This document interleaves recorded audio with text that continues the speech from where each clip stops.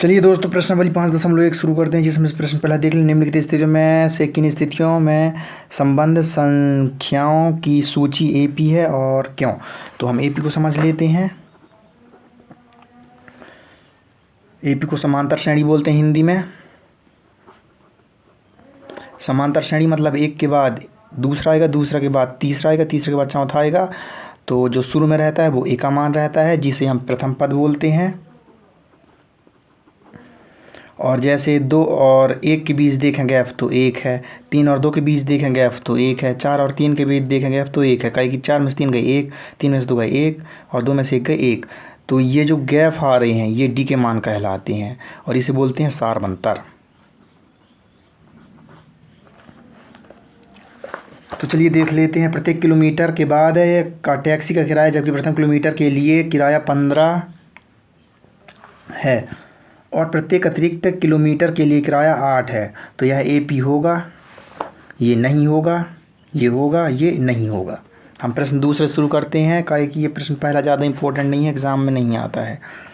प्रश्न दूसरा देखते हैं। प्रश्न दूसरा का लिखा है, दी हुई एपी के प्रथम 4 पद लिखिए, जबकि प्रथम पद ए और सारवंतर डी निम्नलिखित हैं। ए बराबर 10 दिया है, डी बराबर 10 दिया है, ए बराबर 10 दिया है और डी बराबर दिया है 10। तो चूँकि एपी होता है ए अल्पविराम ए प्लस डी अल्पविराम ए धन 2 ठेडी ए धन 3 ठेडी और ऐसी डैश डैश डैश भगता जाता है, ए धन 4 ठेडी ए धन 5 ठेडी ए धन 6 ठेडी, ऐसी भगते ही जाता है। लेकिन इसमें लिखा है 4 पद ज्ञात कीजिए, इसलिए हम 4 लिखे हैं। ये 1, ये 2, ये 3 और ये 4 पद। बस ये डैश डैश भी नहीं लगाओगे तो चल जाएगा। तो यहाँ एपी का एपी लिखेंगे बराबर, ए की जगह में लिखना है 10, धन है तो धन नहीं, अल्पविराम है तो अल्पविराम, फिर ए की जगह में 10, धन है तो धन, डी की जगह में फिर 10, अल्पविराम ए की जगह में 10, धन 2 तो 2 गुणे डी की जगह में 10, अल्पविराम ए की जगह में 10, धन 3 है तो 3 गुणे डी की जगह में 10। तो ए पी इक्वल्स टू 10 है तो 10, अल्पविराम 10 और 10 हो जाएगा 20। तो यहाँ 10 है तो 10 लिख लेते हैं और 2 गुणे 10 करेंगे तो आ जाएगा 30 धन में, और फिर यहाँ अल्पविराम है तो अल्पविराम, धन 10 है तो 10 और धन धर धन और 3 धन 30 हो जाएगा। तो ए पी बराबर हो जाएगा, यहाँ 10 है 10, 20 है तो 20 और यहाँ 10 और, अरे यार गलत हो गया है दोस्तों, ए धन डी ए धन 2 ठेडी, तो 10 दूनी 20 होता है तो मैं 30 लिख दिया हूँ। 20 धन 10 करेंगे तो 30 आ जाएगा, अल्पविराम 10 और 30 40 हो जाएगा। यही आंसर है। नेक्स्ट देखते हैं।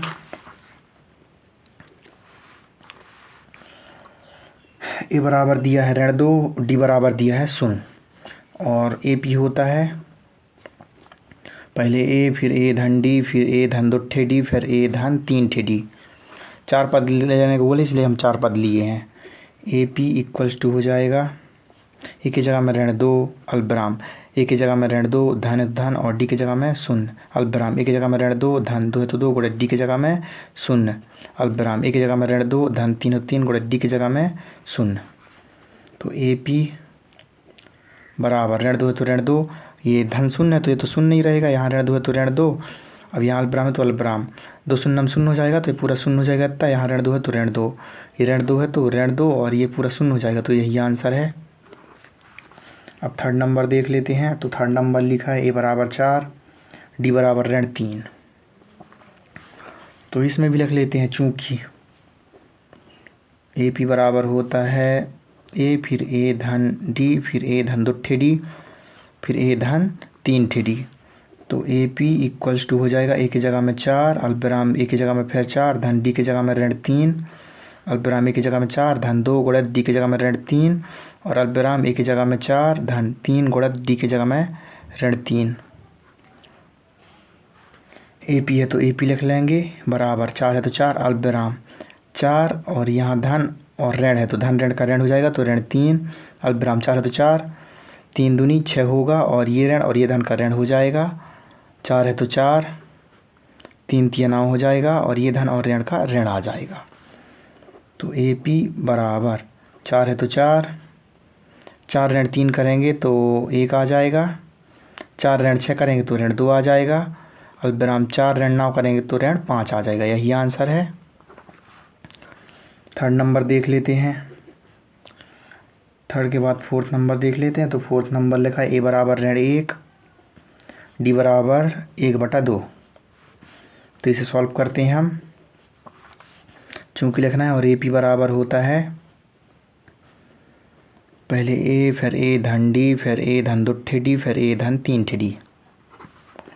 तो ए पी इक्वल्स टू, ए की जगह में यहाँ ऋण 1 है तो ऋण 1 अल्पविराम, ए की जगह में ऋण 1 लिखना है धन धन, और डी की जगह में 1/2 अल्पविराम। ए है तो ए धन, 2 है तो 2 गुणा, डी का मान है 1/2 तो 1/2 अल्पविराम है तो अल्पविराम। ए की जगह में लिखना है, अरे यार ए की जगह में ऋण 1 लिखना था तो ए लिख दिया हूँ। यहाँ भी ऋण 1 लिखना है धन धन 3 गुणा, डी का मान है अपने पास 1/2। तो ए पी बराबर, यहाँ ऋण 1 है तो ऋण 1, अब यहाँ ऋण धन का सवाल करेंगे तो 2 एकम 2 हो जाएगा बटा में, और 2 एकम ऋण 2 और धन 1 एकम 1, तो ये हो गया अल्पविराम। ये 2 से ये 2 कट जाएगा तो ऋण 1 और धन 1 शून्य आ जाएगा अल्पविराम। ऋण 1 है तो ऋण 1 और यहाँ धन है तो धन, 3 एकम 3 हो जाएगा और बटे में 2। तो ए पी बराबर, यहाँ ऋण 1 है तो ऋण 1, ऋण 1 धन 1 करेंगे तो आ जाएगा ऋण 1 और बटे में 2 तो 2 अल्पविराम, शून्य है तो शून्य, फिर अल्पविराम। यहाँ धन का सवाल करेंगे तो बटे में 1 होगा तो 2 एकम 2, 2 एकम ऋण 2 और धन 1 तिया 3। हर एक संख्या के बटे में 1 होता है, इसलिए मैं भी यहाँ बटे में 1 लगा ली हूँ 1 की। अब चलो आगे सॉल्व करते हैं। तो ए पी बराबर, ऋण 1 है तो ऋण 1, फिर ऋण 1/2 आए तो ऋण 1/2, शून्य आए तो शून्य, ऋण 2 और धन 3 करेंगे तो 1 आएगा और बटे में 2 तो 2 आंसर। अब 5वां नंबर देख लेते हैं। तो 5वां नंबर लिखा है ए बराबर ऋण 1.25, डी बराबर ऋण 0.25। सॉल्व करते हैं। तो चूँकि ए पी इक्वल्स टू होता है ए, फिर ए धन डी, फिर ए धन 2 डी, फिर ए धन 3 डी, और 4 डी 5 डी आता है लेकिन नहीं लिखेंगे काहे कि 4 ही ठोक याद करने के लिए बोला है। तो ए पी बराबर, ए की जगह में रखना है ऋण 1.25, फिर अल्पविराम है तो अल्पविराम, फिर ये ए की जगह में लिखना है ऋण 1.25, धन है तो धन, डी की जगह में लिखना है ऋण 0.25, फिर अल्पविराम है तो अल्पविराम, ए की जगह में ऋण 1.25, धन है तो धन, 2 गुणा, डी की जगह में लिखना है ऋण 0.25, फिर अल्पविराम है तो अल्पविराम लगा लेंगे, और ए की जगह में लिखना है ऋण 1.25 और फिर धन धन 3 गुणे, डी की जगह में लिखना है ऋण 0.25। तो फिर ए पी बराबर लिख लेंगे, ऋण 1.25 है तो ऋण 1.25 अल्पविराम। अब यहाँ सॉल्व करते हैं, ऋण 1.25 और ऋण 0.25 को जोड़ लेते हैं तो 5 और 5 10 की शून्य आ जाएगा, हासिल की 1, 2 और 2 4 और 1 5, दशमलव दशमलव का दशमलव और 1 और 0 का 1 और वो भी ऋण में। इतना हंस क्लियर, इतना हंस क्लियर। अब इतना हंस देखते हैं। तो अल्पविराम ऋण 1.25 है तो ऋण 1.25 लिख लेते हैं, और धन है तो धन। अब 2 का गुणा इसमें करेंगे तो 25 दूनी 50 हो जाएगा, तो 0.50 और वो भी ऋण में। फिर अल्पविराम लगाएंगे और अब इसे सॉल्व करेंगे तबड़ा को। तो ऋण 1.525 है तो ऋण 1.25, धन है तो अभी धन नहीं लगते हैं, 25 दिया होता है 75, और यहाँ दशमलव दशमलव और 0 तो 0, ये ऋण और ये धन का ऋण आ जाएगा। फिर ए पी बराबर ऋण 1.25, अल्पविराम ऋण 1.50 अल्पविराम, यहाँ ये भी ऋण वाला ये भी ऋण वाला, तो दोनों को जोड़ लेते हैं तो 0 और 5 का 5 आ जाएगा, 2 और 5 का 7 आ जाएगा, दशमलव और दशमलव का दशमलव आ जाएगा, 1 और 0 का 1 आ जाएगा, और ऋण यहाँ भी तो ऋण आ जाएगा अल्पविराम। अब इन दोनों को जोड़ते हैं, 5 और 5 10 की 0, हासिल की 1, 7 2 9 और 1 10 की 0, हासिल की 1, 1 और 1 2 हो जाएगा, और यहाँ दशमलव तो दशमलव, हम इसे 2 भी लिख देंगे तो चल जाएगा और इतना भी लिखेंगे तो चल जाएगा, यही आंसर है। अब नेक्स्ट क्वेश्चन देखते हैं जो कि प्रश्न तीसरा है। अब प्रश्न तीसरा लिखा है, निम्नलिखित में से प्रत्येक ए पी के लिए प्रथम पद तथा सारवंतर लिखिए। चलो तो अब आगे बढ़ते हैं। प्रश्न तीसरा का पहला देख लेते हैं। लिखा है 3 फिर 1 फिर ऋण 1 फिर ऋण 3 और dash dash dash dash dash. तो इसमें लिखा है प्रथम पद को ए से दर्शाते हैं, और सारवंतर को हम डी से दर्शाते हैं। जो शुरू में आता है वो ए का मान होता है, तो यहाँ लिख देना है तब ए बराबर 3 और डी बराबर देखें तो इसमें से इसे घटा देंगे तो 1, ऋण 3 करेंगे तो ऋण 2, यही आंसर है। सेकंड नंबर देख लेते हैं। तो यहाँ लिखा है ऋण 5 ऋण 1 3 और फिर 7 dash dash dash dash dash. तो इसमें ई का मान देखा तो ऋण 5 आ जाएगा, और डी का मान देखा तो यहाँ ऋण 1 है तो ऋण 1, और फिर ऋण करेंगे ऋण 5 के साथ। तो फिर डी बराबर, ये ऋण 1 है तो ऋण 1, और ये ऋण ऋण धन हो जाएगा, और 5, तो ऋण 1 और धन 5 करेंगे तो 4 आ जाएगा। यही आंसर है। थर्ड नंबर देख लेते हैं। तो थर्ड नंबर लिखा है 1/3, 5/3, 9/3, 13/3। तो ए बराबर आ जाएगा 1/3, और डी बराबर देखें तो 5/3 है तो 5/3, और ऋण 1/3। ये 3 3 सेम है तो 3 लिख लो। 5 ऋण 1 है तो 5 ऋण 1 बराबर 5 ऋण 1 करेगा तो 4/3। यही आंसर है। अब नेक्स्ट देख लेते हैं चौथा नंबर। तो 0.6, अल्पविराम 1.7, अल्पविराम 2.8, अल्पविराम 3.9 dash dash dash dash dash. तो ए बराबर आ जाएगा 0.6 पर, जो कि प्रथम पद है, और डी बराबर देखें तो 1.7 ऋण 0.6 कर लेंगे तो बराबर 7 में 6 का 1 आ जाएगा, दशमलव दशमलव दशमलव, और एक में शून्य जाएगा तो 1 ही आ जाएगा। यही आंसर है। अब प्रश्न चौथा की ओर चलते हैं, जो कि लिखा है निम्नलिखित में से कौन कौन एपी है। यदि कोई एपी है तो इसका सार्वंतर ज्ञात कीजिए और इनके 3 और पद लिखिए। सार्वंतर है कि नहीं ये पता करेंगे। तो ए और डी अगर डी सेम आ रहा है लगातार तो सार्वंतर होगा, नहीं होगा। चलो सॉल्व करता हूँ फिर बताता हूँ कैसा है। प्रश्न चौथा देखते हैं। तो प्रश्न चौथा का आई नंबर देख लेते हैं। 2, 4, 8, 16 और dash dash dash dash dash. तो यहाँ ए बराबर आ जाएगा 2, और डी का मान निकालना है तो इससे इसे घटाएंगे तो 4 ऋण 2 करेंगे तो 2 आ जाएगा। फिर डी का मान निकालेंगे तो 8 से 4 घटाएंगे तो 8 में से 4 जाएगा तो 4 बचेगा।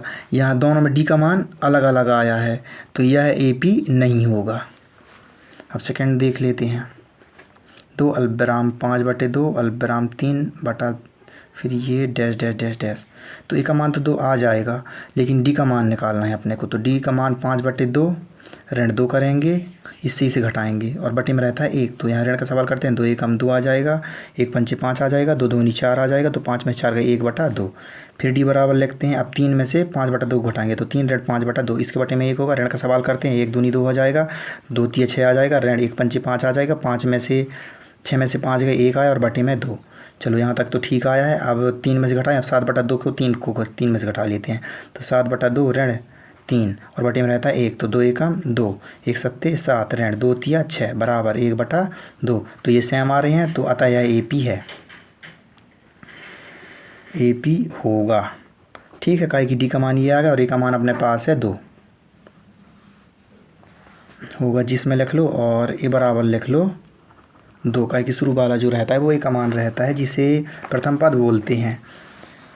अब यहाँ लिखा था क्वेश्चन में, यदि कोई ए पी है तो उसका सार्वंतर लिखे। तो सार्वंतर तो ये आ गया 1/2, और इनके 3 और पद ज्ञात कीजिए। तो अपने को 1 2 3 4 ठो दे दिया है, 5 6 7 तक ज्ञात करना है। तो ए पी बराबर लिख देंगे।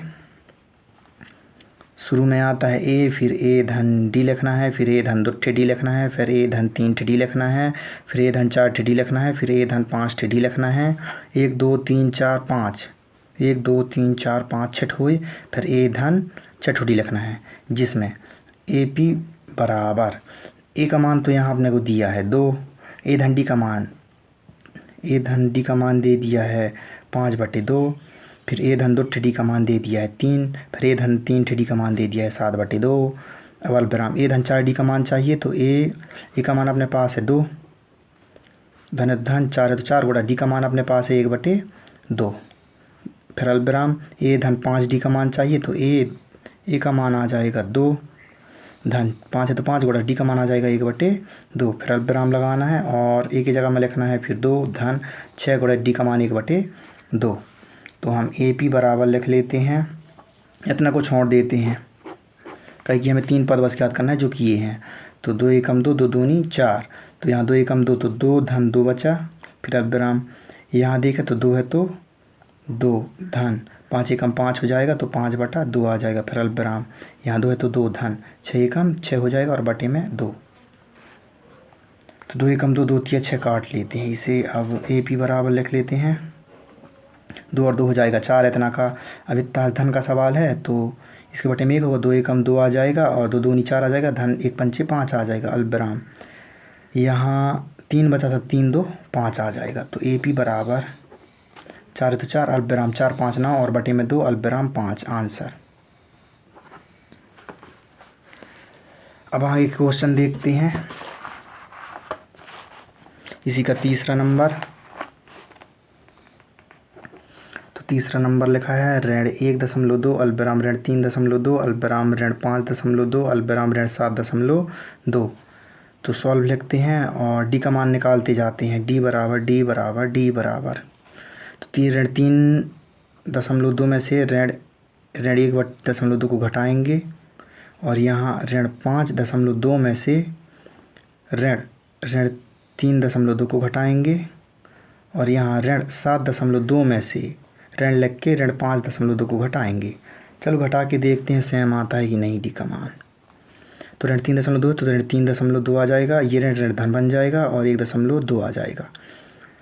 ऋण 5.2 तो ऋण 5.2, ये ऋण धन बन जाएगा और 3.2 तो 3.2, ऋण 7.2 तो 7.2, ऋण धन बन जाएगा और 5.2 तो 5.2, ऋण 3.2 और धन 1.2 तो 2 में से 2 जाएगा 0 बचेगा और दशमलव का दशमलव और 3 में से 1 जाएगा 2 बचेगा और ऋण है तो ऋण,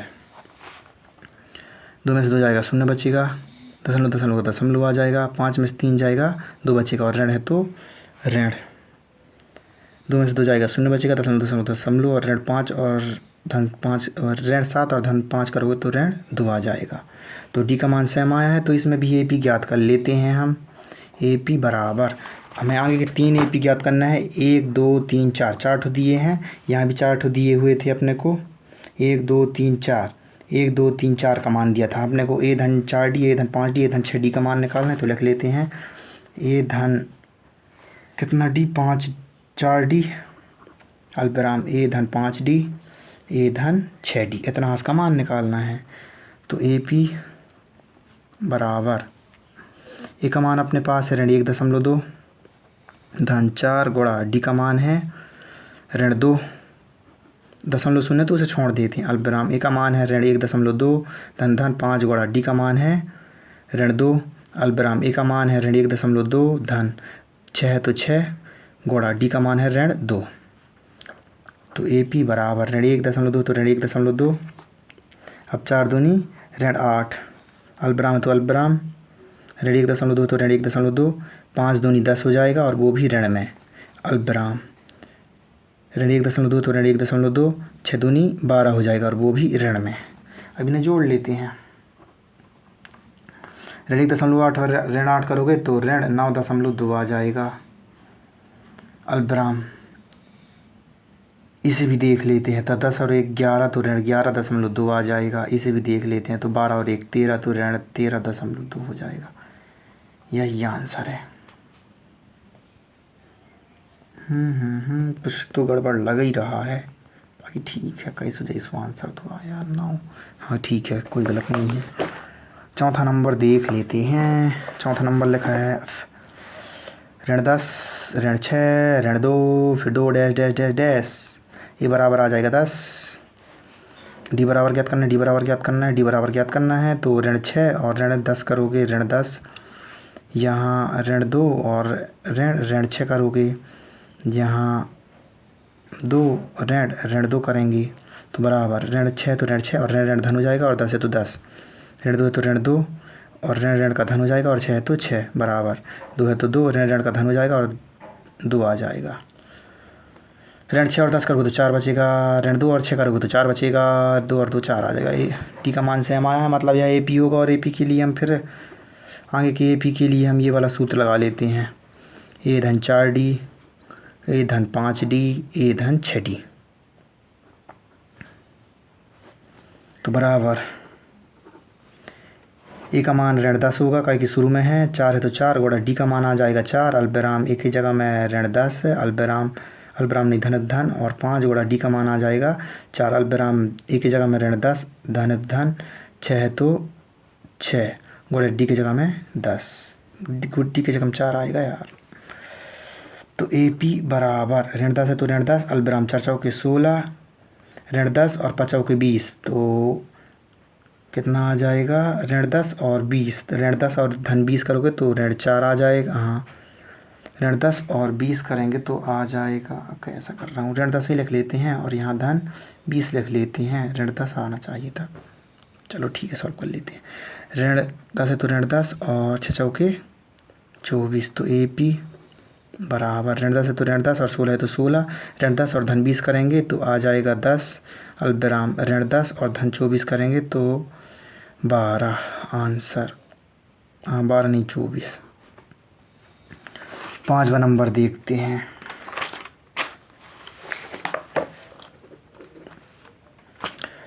तो दोस्तों ये होमवर्क है, आप 5वां नंबर से पूरा सॉल्व करके देखना, नहीं बनेगा तो मैं कल सॉल्व करता हूँ।